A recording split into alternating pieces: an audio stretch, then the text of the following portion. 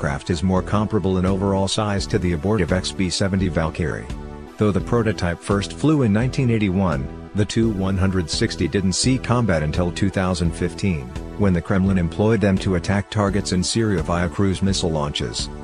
In 2014, the Russian military began receiving the first updated Tu-160MS with improved avionics and mission systems. Now, the Kremlin wants to restart the production line and buy all new M2 versions with the additional internal updates from firms like Kret, along with new engines and other more significant external modifications to improve fuel efficiency and overall range. As of June 2017, Moscow hoped to get the first of these bombers into service by 2021. The executive did not offer any additional details on how the new system or systems for the bombers might defeat incoming threats. TASS did add a definition for defense system that covered detecting and classifying incoming weapons, as well as destroying them. It is possible and perhaps likely that he could have been referring to a completely new suite of equipment that included optical, infrared, and radar-linked early warning sensors along with jamming gear, lasers able to deflect certain types of missiles, and traditional dispensers loaded with flares and chaff. Many of these types of systems, such as direction infrared countermeasures, already exist, but Kret could improve any or all of them by extending the range at which they first spot possible dangers, as Mikheyev alluded to, as well as how fast and actively defenses respond to the threat. The gear could involve more revolutionary technology, such as electrically powered solid-state lasers or other systems that actually knock down incoming missiles. Another option might be to use highly focused beams of electromagnetic radiation to confuse or even destroy targeting radars or the seekers inside individual weapons. A conformal active electronically scanned radar could do double duty in this role, and Russia has already begun flying conformal arrays on their T-50 fighter jet prototypes. The US military is already working on a number of similar projects, though it remains tight-lipped about most of them. One of the most analogous, at least from what we know, is the Air Force Research Laboratory's Advanced Technology Demonstration known by the forced acronym SHIELD, which stands for Self-Protect High Energy Laser Demonstrator.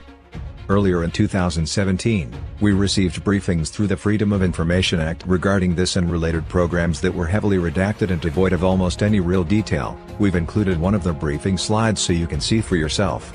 The censored cited a statute, 10 U.S.C., which specifically exempts information from release if the U.S. government reasonably believes it provides enough detail on a sensitive technology for someone to reverse engineer or similarly use it for their own purposes. What is clear is that the U.S. Air Force is looking for a potted, turreted laser for aircraft that can shoot down threatening projectiles.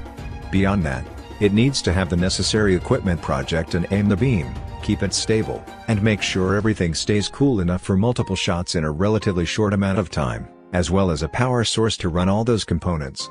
In 2014, an interesting partnership between the Defense Advanced Research Projects Agency, Lockheed Martin, and Notre Dame University demonstrated a beam control turret that fits the description of that part of the system. In 2016, Northrop Grumman received a new contract for development work related to the SHIELD turret. The notional system has become a key component of emerging 6th-generation fighter jet concepts. As of 2014, the U.S. Navy was also exploring the idea of a less intensive and shorter-range helicopter active rebounds per game protection program, which would be small enough to potentially fit on smaller aircraft, as well. However, this notional system, which would use a chemical or kinetic energy interceptor to blow up small projectiles, wouldn't work in the high-altitude combat scenario a heavy bomber would be more likely to experience. Regardless, with various countries working on stealth technology and hypersonic and highly maneuverable air-to-air and surface-to-air missiles, the crew of a non-stealthy bomber might have little time to react and no ability to dodge threats. As such, an active, fast queuing, and likely automated defense system might be vital to us. Similar considerations seem to have gone into Kret's plans for the Tu-160M2's new navigation equipment. Mikheyev described a combination of gear that would allow crews to continue the mission even if one or more systems were damaged or otherwise unusable. In this area, the requirements for navigation are changed completely, he explained to TASS. In this sense, everything will be principally new. The aircraft will feature a strapped-down inertial navigation system, a new astronavigation system and a whole number of instruments, including a new satellite navigation system. A rival in a future conflict, though the satellite navigation system, likely linked to Russia's GLONASS GPS equivalent satellite network, would no doubt be a welcome improvement. The astronavigation equipment is the more notable item. The idea of a modern bomber crew using the stars to plot their position and course is nothing to laugh at. If an enemy force begins attacking space-based systems during a conflict, aircraft without a reliable backup system might find themselves effectively flying blind. Since Russia is steadily developing its own anti-satellite arsenal, one would imagine its military is especially aware of the increasingly real threat. Kretz deputy head isn't talking about a navigator with a manual sextant, either. The company makes advanced electronic star scanning systems that can do the work automatically. The U.S. Air Force's now retired SR-71 spy plane had a similar system, and B-2 bombers, among other aircraft, still do, for the same reasons. All of these systems could be just as useful on the future PAC-DA, depending on its final design.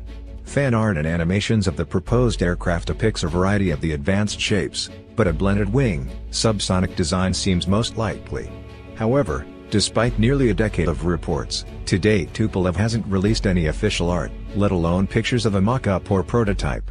If Russia's low observable, stealth, technology cannot defeat a wide variety of radar bands, not to mention infrared sensors, these types of defensive systems may be especially critical for this new bomber. In fact, Russia's focus on these defensive measures might actually be a tacit admission that their own work